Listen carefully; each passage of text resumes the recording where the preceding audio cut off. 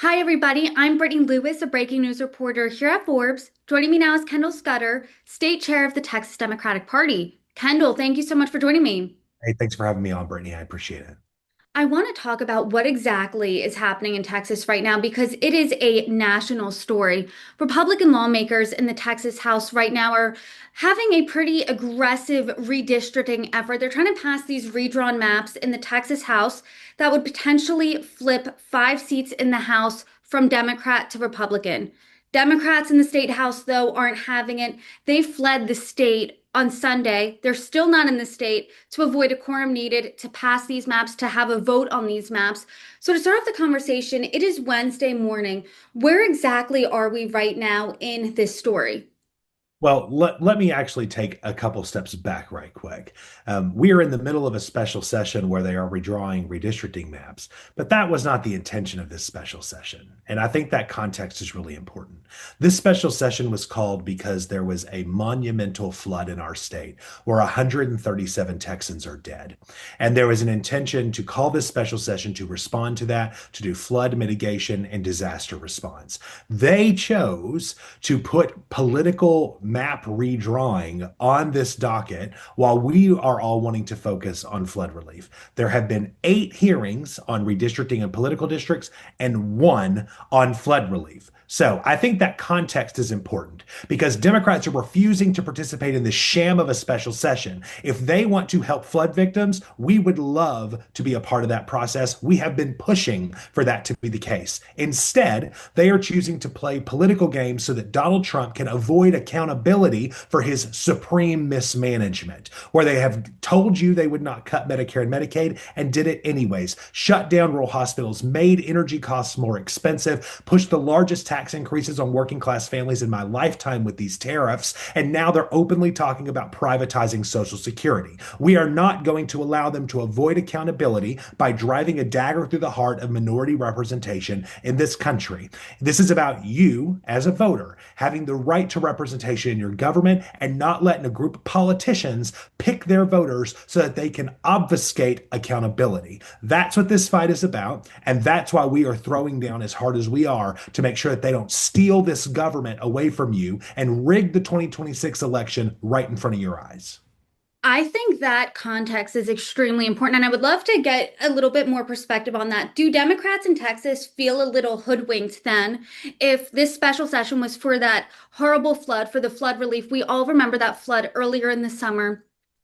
Do they feel that, hey, they're trying to jam this redrawn map vote in as well? And now Governor Abbott had a comment where he said in a statement that Democrats are essentially running away from flood relief vote or something to that effect. I don't have it right in front of my face, but he said something to that effect. Do Democrats feel like, hey, you're trying to get this in for a political reason? I mean, what does that really look like? Right. I mean, no one was running away. We were literally engaged in the entire first half of this special session where they did nothing. They did nothing on flood relief while we were sitting around trying to get it done. They control the calendars. They control how all of this is done. So instead of focusing on what we need to do, they're playing these games. Now, look, we're Democrats from Texas. Okay. We're used to not always getting our way. And we're used to getting steamrolled from time to time. That doesn't mean that we don't break quorum on every single vote that happens. Okay, these maps were drawn by Republicans, and they just testified in federal court in June that these maps, as currently drawn, were in complete accordance with federal laws and regulations and guidelines. And then 1 month later, they leave that federal court and come to us saying, wow, these are so out of line, so incredibly terrible. We have to draw it so that we're drawing every single black member of Congress either out of their district or into a Republican seat. Okay, this is ridiculous for them to act like it's anything other than them using, frankly, a bunch of dead kids in a disaster as human shields for them to play political games. It's disgusting. And anyone that thinks that we should play along with that, I think is lacking a moral compass. That is not who we are. We want relief for these families. We want it now. And we want you to stop doing the work of Donald Trump and start doing the work of the people who actually live in this state. That's what we're angry about. That's what we're fighting for. And we're not going to participate in a system that serves Donald Trump, bends over backwards for some New York City huckster instead of working for the people of Texas. I hear how angry you are. And you said earlier in this conversation that Democrats are throwing down. And I mean, this fight is serious. I mean, Democrats who fled the state are potentially going to get charged $500 a day as a fine every time that they're not there, every day they're not there for the special session. Governor Greg Abbott threatened to take the seats away of the Democrats who fled. The Texas House Democratic Caucus Chair, Gene Wu, said, "Come and take them." Attorney General of Texas, Ken Paxton, said this yesterday. Starting Friday, any rogue lawmakers refusing to return to the House will be held accountable for vacating their office. The people of Texas elected lawmakers, not jet-setting runaways looking for headlines. If you don't show up to work, you get fired. Are Texas Democrats, are they concerned about their seats right now? I mean, what does that really look like? Is that threat serious that their seats are going to be gone? Okay. Number one, the characterization that they aren't showing up to work is ridiculous. Quorum breaking is literally outlined in the Texas Constitution. It is a constitutionally protected procedural mechanism. Okay. So this is not them not showing up to work. This is them exercising what is outlined in the Texas Constitution for their right to do. Number one. Number two, Brittany, if you did not show up to work, who would fire you from your job? Your boss. Your boss would fire you. Do you know who our boss is? The people of Texas. And the people in our districts are telling us to stand up and fight back on this. The weird guy in legal who tries to bang all the interns is not the guy who gets to fire you from your job. Your boss is the one who gets to do it. Ken Paxton is a crook who doesn't even have the moral integrity to treat his wife with respect, let alone the people of Texas. And we are not going to allow him to circumvent the Constitution and think that he has any right to remove these people from their positions. He does not. And it doesn't sound like, but correct me if I'm wrong, that Texas Democrats are going to come back anytime soon. A, is that correct? And B, what is the long-term goal there? Are they staying out this whole special session? Is there a deal to say, hey, if you take the redrawn maps out of this special session, we want to vote for flood relief to help these families of Texas? We'll come back. I mean, are there even conversations happening right now? Well, let's context. Special sessions in Texas last for 30 days. And so after 30 days, it's over. He can call another special session. Everything has to start over from scratch. So any bills that were filed are gone. You get to start back over. So if this special session ends, very easy. Just call another special session. Don't put redistricting on it. Let's go. But instead, they aren't going to do that because it's not about providing flood relief to people. If it were, number one, that's what they could do. But number two, he has emergency powers as the governor. He doesn't even need us to do flood relief and flood mitigation. So why has it taken you more than a month to help these people if your intention was not to work with us in the first place? Okay. The third argument that I'm going to make, whether you agree with the Democrats or not on what they're doing, okay, we can have disagreements about policy and what we're trying to accomplish, but understand that how we feel about it is that this is our moral obligation as patriotic Americans to make sure that you have right to representation in your government. My granddaddy fought in jungles of Vietnam. We have people in our family who have fought and stormed beaches in Normandy. All Americans have folks that fought to defend this country. We view this as an affront to democracy. And if we don't have to do all of those things, all we're being asked to do is go hang out in Chicago to be able to preserve people's rights to the representation in government. That's a low price to pay, even though this is a great sacrifice for them to be making personally. And so from our perspective, we'll hang out in Chicago if that's what we have to do to make sure that you still get a voice in your government. And so you don't have to agree with this, but I hope you see the ideological purity in it and that we think that we're going to do everything that we can to protect your right to a ballot box and your right to representation. There has been some criticism, and I'm sure you have heard it about the location of where a lot of Texas Democrats are going. Chicago, as you said, because Illinois, it received an F, their redrawn map, from the Princeton gerrymandering project. I spoke with a Texas State Representative, Brian Harrison. He's a Republican. He said this, quote, "They're running up to Illinois, hiding behind Governor Pritzker, and the irony of that is quite literally impossible to overstate. Illinois might be the most gerrymandered state in this country. Republicans aren't the only people in this country, aren't the only party in this country to redistrict.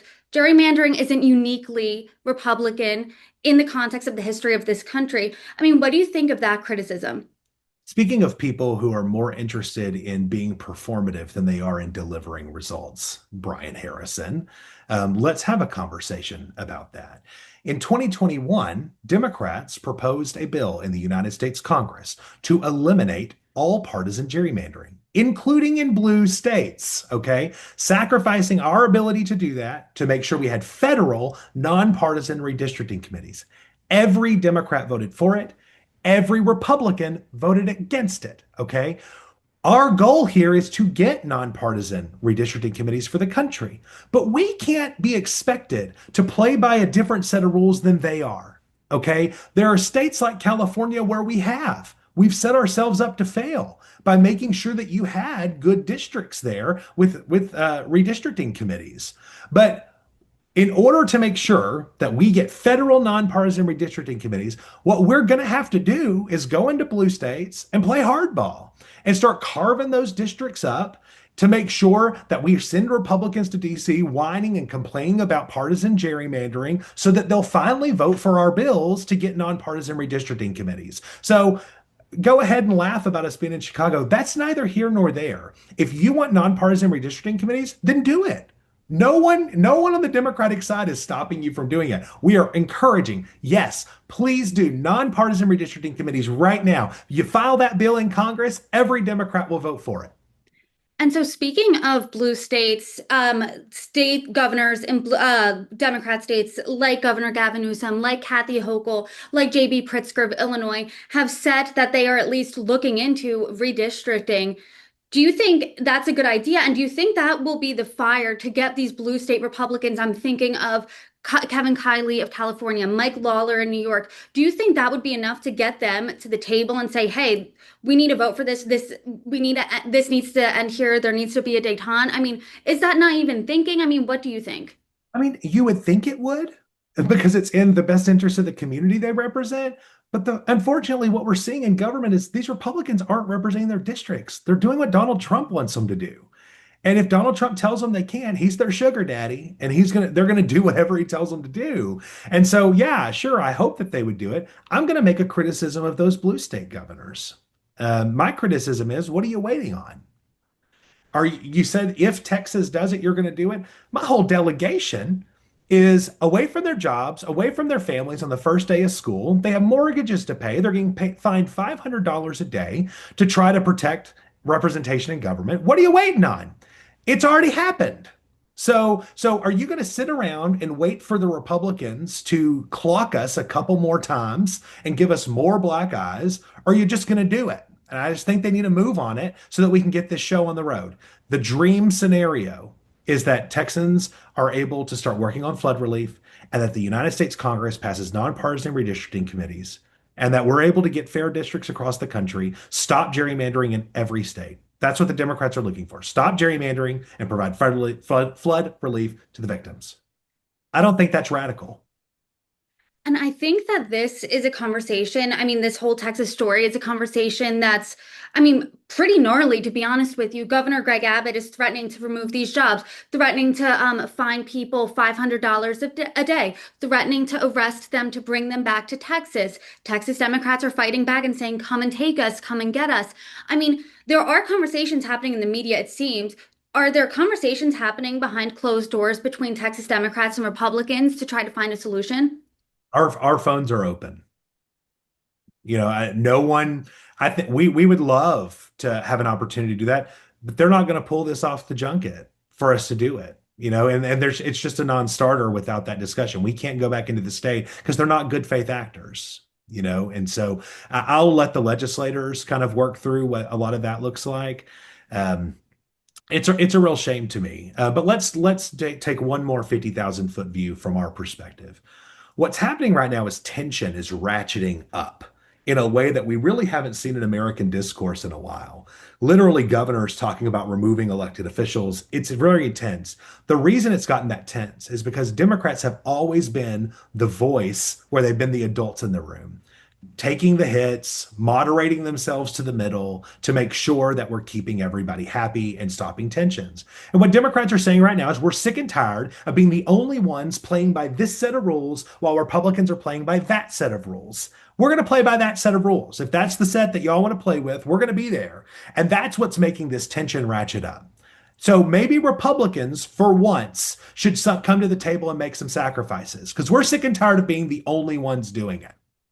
Do you think that's going to happen? I mean, what do you think? And I know you don't have a crystal ball here. I know it's hard to tell. I know this special session is over in 30 days and he'll have to call a new one. But what do you think is next here? What do you think the outcome is? Because that sounds like a nice outcome. Do you think it's going to happen? I mean, I'm not a pundit, but if I were, here's what my projection would be. I think that the Democrats are going to stay in Chicago until this special session's over. Um, at that point, the ball's in the governor's court. If he wants to call another special session, happy to participate in it. But if he's going to put denying representation to government on the docket, you can expect us to hang out somewhere else. We're not going to participate in a system where they're not working for you. They're working for Donald Trump. He is not a Texan. He is an East Coast grifter with a trust fund.